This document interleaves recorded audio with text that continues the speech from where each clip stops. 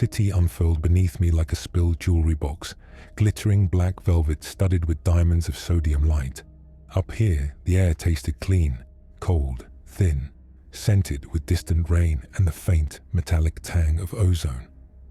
Down there was a symphony of exhaust fumes, frying grease, and the warm, pulsing thrum of 10,000 lives. My domain, my hunting ground. I banked silently, leathery wings catching the updraft from a vent shaft. Homo sapiens nocturnus. They'd call me in some dusty bestiary. To the pigeons I startled, I was just a larger, stranger shadow. To myself, perched on a gargoyle's rain-slicked shoulder, I was simply free. The transformation was effortless now, centuries of practice smoothing the shift from woman to winged shadow. Silk gown condensed into fur and membrane, senses sharpening to pinpoint the squeak of a rat 3 alleys over, the frantic heartbeat of a late-night jogger pounding the pavement below. That's when I heard it. Not a scream, not yet. A choked gasp, a scuffle, sharp and ugly, cutting through the usual urban murmur from a narrow, ill-lit alley tucked between a shuttered bakery and a pawn shop. Instincts older than the cobblestones flared, predator recognizing predator. But these were the crude predators, the ones who hunted with knives and desperation, not grace and eternity. I dropped, a silent plummet, wings tucked, becoming a falling star aimed straight for the heart of the disturbance. 3 shapes, 2 large, hooded, radiating aggression like cheap cologne. 1 smaller, pressed against a graffiti-tagged wall, wallet held out in a trembling hand. "Just take it," the man pleaded, voice tight with fear. "Please." "Not just the wallet, pretty boy," one hood growled, a blade glinting dully. "The watch too, nice ticker." I landed between them with the softest whoomp of displaced air. Not on the ground, on a rusted fire escape railing 5 feet up, a silhouette against the single flickering alley light. "Evening, gentlemen," I purred. My voice, amplified by the alley's acoustics and my own unnatural resonance, wasn't loud. It was present. It filled the space, cold and smooth as polished marble. The muggers froze. The man against the wall flinched, eyes wide, darting from me to the thugs and back. The hoods whirled. One squinted. Who the hell? Then the light caught my eyes, reflected not light, but an impossible, depthless crimson, and perhaps the way the shadows clung a little too tightly, or the unnatural stillness. "Freak," the one with the knife spat, but his voice lacked conviction. He took a step back. I unfolded from the railing, not jumped. Unfolded, landing silently on the greasy cobbles, the tattered hem of my shadowy form, a remnant of the dress I'd been wearing before the shift, brushing the ground. Such poor manners, I sighed, stepping forward, and such wasteful violence. I inhaled deeply, the scent of their adrenaline, sour and sharp, mixed with cheap beer and unwashed skin. Beneath it, the rich, coppery promise of their fear. Delicious, but the man behind them, his fear was clean, bright, uncorrupted. Interesting. The knife wielder lunged, a clumsy, panicked thrust. I moved, a blur to human eyes. My hand snapped out not to block the blade, but to grasp his wrist. The crunch of bone was obscenely loud in the alley. He screamed, high and animalistic, dropping the knife. His companion stared, frozen in terror for a split second before turning to flee. He didn't get far. I was there, blocking the alley mouth. My smile was slow, revealing teeth that seemed very white, very sharp in the gloom. Leaving so soon? The party's just begun. What followed wasn't combat. It was harvest, swift, silent and utterly efficient. 2 heartbeats, loud and frantic in the confined space, silenced. 2 warmths extinguished. I fed quickly, cleanly, leaving only husks slumped in the shadows, the metallic scent momentarily overwhelming the alley's usual stench. Necessary sustenance, vermin removal, a civic duty really. I turned. The man was still pressed against the wall, trembling violently, eyes huge saucers reflecting the distant streetlight. He hadn't run. Fascinating. "Are you harmed?" I asked, wiping a stray droplet from my chin with the back of my hand, a gesture that felt strangely human. My voice was softer now, the predatory edge smoothed. He swallowed hard, a visible lump bobbing in his throat. His gaze flickered from me to the dark shapes on the ground, then back to my face. He wasn't screaming. He wasn't fainting. He was staring with a kind of dazed, terrified wonder. You saved me," he stammered. "I removed a nuisance," I corrected gently, taking a step closer. He flinched, but held his ground. Brave little spark. "Are you all right?" I repeated. He nodded jerkily. Then silence stretched, heavy, expectant. He looked at me, really looked. Past the impossible eyes, the unnatural stillness, the faint scent of iron clinging to the air. He saw the woman-shaped shadow, the elegance in the way I held myself even now, the remnants of silk clinging to the bat-wing form like dark mist. Then he asked it, the question that shattered centuries of careful isolation, of expected terror. Are you single?" I blinked, actually blinked. Centuries of existence, encounters ranging from pitchforks to holy water, to swooning admirers I'd eventually had to disillusion or dine upon. And this. A laugh bubbled up, surprising me. It wasn't my usual predatory chuckle. It was lighter, almost genuine. "Single," I echoed, the word tasting strange. In a manner of speaking, eternity makes long-term commitments rather complicated. He took a shaky breath, pushing himself fully away from the wall. He was younger than I'd thought, under the fear. Mid-20s, perhaps. Dark hair mussed, eyes a startlingly clear blue now that the terror was receding, replaced by curiosity, madness. Right, eternity, vampire. Got it. He ran a hand through his hair.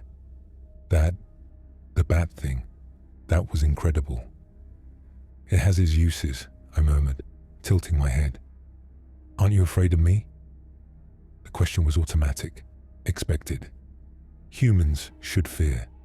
They always did, eventually. He met my gaze, those blue eyes holding mine. Terrified, he admitted, a small, shaky smile touching his lips. Absolutely pants-wettingly terrified. But also, he paused, searching for the word. Grateful and curious.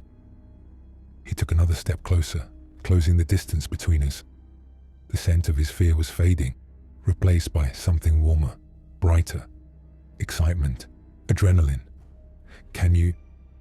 He swallowed again. "Teach me how to fly." The question hung in the damp alley air, absurd, impossible, utterly disarming. It wasn't a plea for power. It was a childlike wonder, a reaching towards the impossible. It bypassed centuries of cynicism, landing squarely in a part of me I thought long buried. A warmth bloomed in my chest. Not hunger, something else, something forgotten. It traveled up my neck, suffusing my pale cheeks. Do I still blush? I thought, bewildered. Eventually, I heard myself say, the word soft, almost shy. A promise wrapped in impossibility. He didn't hesitate. He reached out, his hand warm and slightly trembling, and took my cold, pale one. He lifted it, not to his neck, but to his lips. His kiss on my knuckles was gentle, human, respectful. Then, with a spark of that same fearless curiosity, he playfully nipped the back of my hand with his blunt, human teeth. "Ow," I said automatically, though it didn't hurt. The sensation was peculiar, intimate, startlingly tender. He grinned, a flash of white teeth in the gloom. "Just checking." High above, the city glittered, indifferent. The alley held the scent of blood and fear, and now, strangely, the faintest hint of possibility. I looked down at our joined hands, his warm, living skin against my eternal chill, and felt the ghost of a smile touch my own lips. The bat stirred within, not with hunger, but with something far more dangerous, far more human. Hope. For the first time in centuries, the night felt less like a hunting ground and more like the beginning of something entirely unexpected.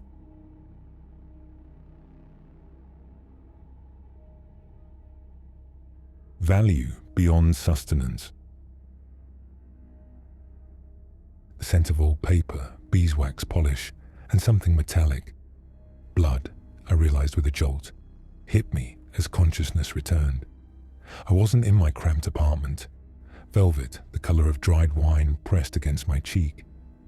I was slumped in an impossibly plush armchair, facing a table set for two in a cavernous, candlelit library. The only sound was the crackle of a grand fireplace and the steady, unnerving tick-tock of an unseen clock. Ah, awake. Splendid. The voice was like dark honey poured over crushed velvet. Smooth, cultured, effortlessly charming. He stood by a towering bookshelf, silhouetted against the firelight.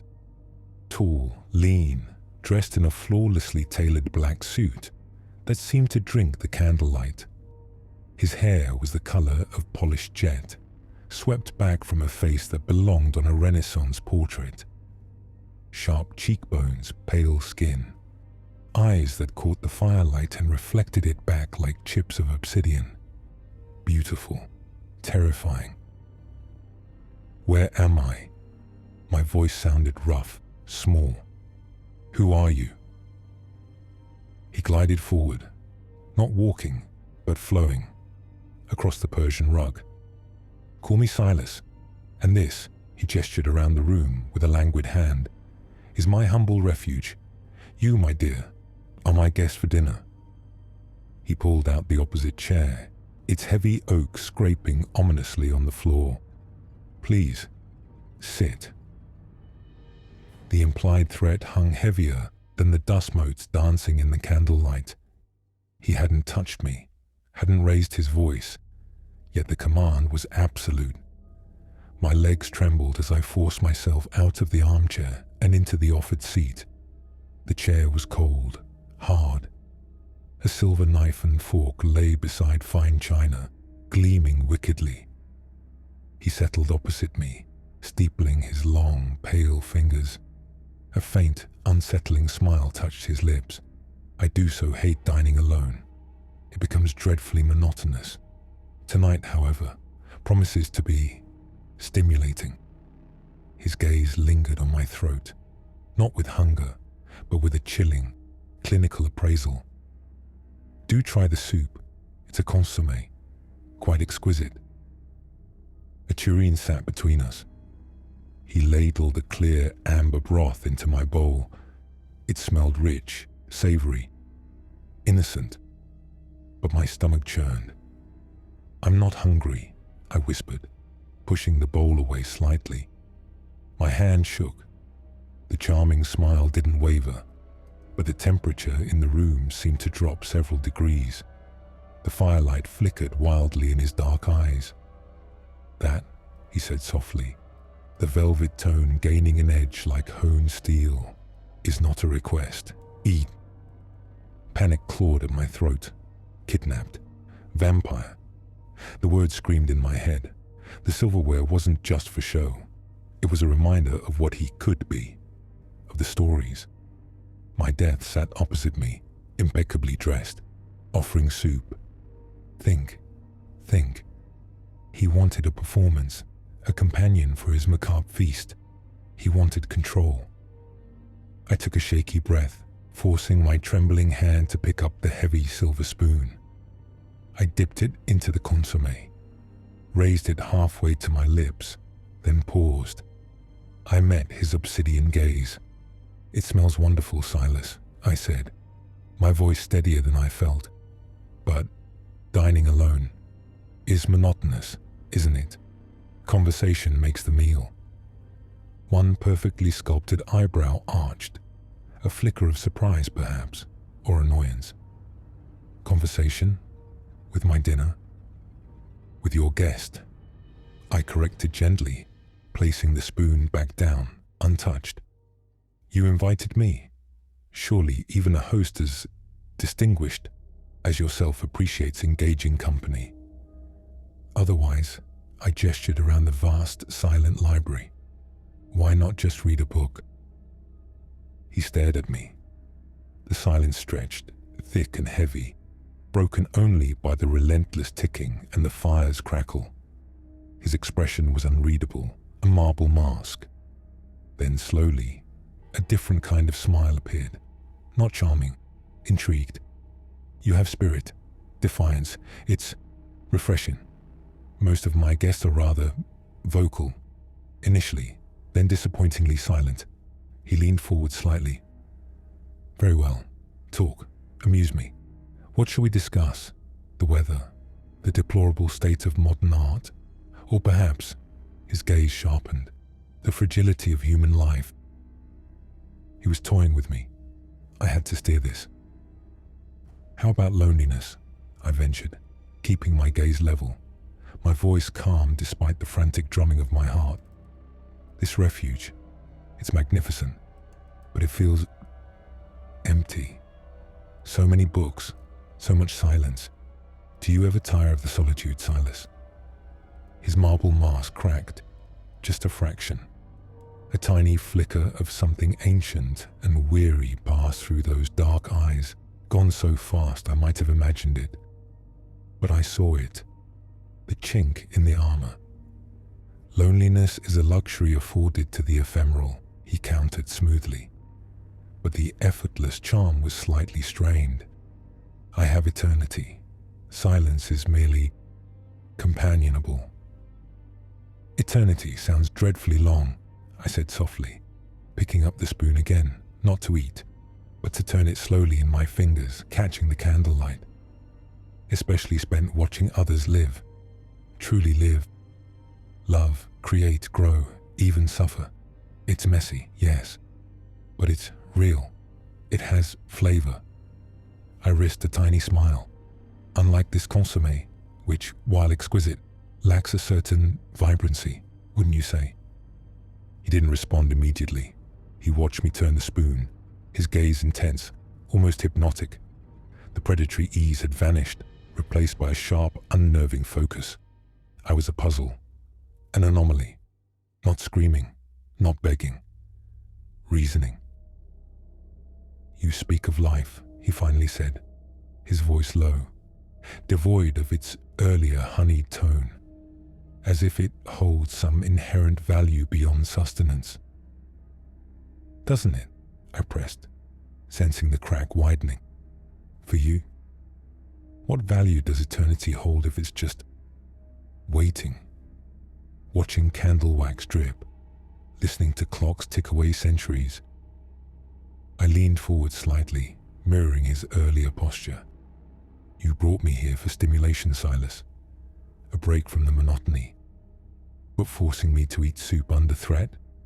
That's just another kind of silence, another kind of emptiness." I placed the spoon down decisively. "Let me go." His hand slammed down on the table, not hard enough to crack the wood, but the sound was like a gunshot in the silent room. The candles guttered. His eyes blazed, pure predatory fury flashing in their depths. "You presume much, little moth. I decide when this evening ends." I didn't flinch. The fear was ice in my veins, but I held his gaze. Do you? Or does the routine, the predator and the prey, the gilded cage and the terrified captive? It's predictable, Silas. Dreadfully so. You spoke of monotony. Isn't this, I gestured between us, the most monotonous routine of all? He froze, utterly still, the fury in his eyes banked, replaced by something far more unsettling, profound confusion. It was as if the ground beneath him, centuries-old certainty, had suddenly shifted. I pressed the tiny advantage. Let me walk out that door, I said, my voice barely a whisper now, yet ringing in the sudden stillness. Not because you fear me, not because you pity me, but because you choose something different, something unexpected. Break the routine, Silas. Prove that eternity hasn't completely erased your capacity for a single surprising act. The silence that followed was absolute. The ticking clock, the crackling fire, they ceased to exist. He stared at me, his beautiful, ancient face unreadable. Seconds stretched into an eternity. The air hummed with tension, thick enough to choke on. Then, without a word, he gestured languidly towards the library's heavy carved double doors. A single, sharp motion of his long fingers. My heart hammered against my ribs. I didn't move, hardly dared to breathe. Was it a trick? Go, he said. The word was soft, devoid of inflection. Empty. Before I reconsider the monotony. I didn't hesitate. I pushed back the heavy chair, the sound unbearably loud, and stood on trembling legs. I didn't run. Walking felt like wading through tar, but I forced one foot in front of the other, keeping my back straight, my gaze fixed on the doors. I could feel his eyes boring into me, that unnerving, ancient focus like a physical weight. My hand closed on the cold, ornate brass handle. I pulled. The door swung open silently onto a moonlit garden path. Cool, fresh air washed over me, smelling of damp earth and night-blooming flowers. Real air. I stepped across the threshold, half expecting a hand to grab me, fangs to sink into my neck. Nothing happened. I took another step, then another, onto the gravel path. I didn't look back, not until I was 20 paces away, hidden by a tall yew hedge. Then I risked a glance. He stood framed in the doorway, a tall, dark silhouette against the warm candlelight of the library. Not moving, not pursuing, just watching. The moonlight caught the stark planes of his face, etching them in silver and shadow. He looked less like a predator, more like a statue, a monument to something long past. As I turned to flee down the path towards the distant city lights, a whisper, so faint it might have been the wind sighing through the hedges, or perhaps just the echo in my own terrified mind, reached me. Perhaps there is still some humanity left in me after all. The words hung in the cool night air, a fragile, impossible confession from the monster in the doorway, as I vanished into the safety of the dark.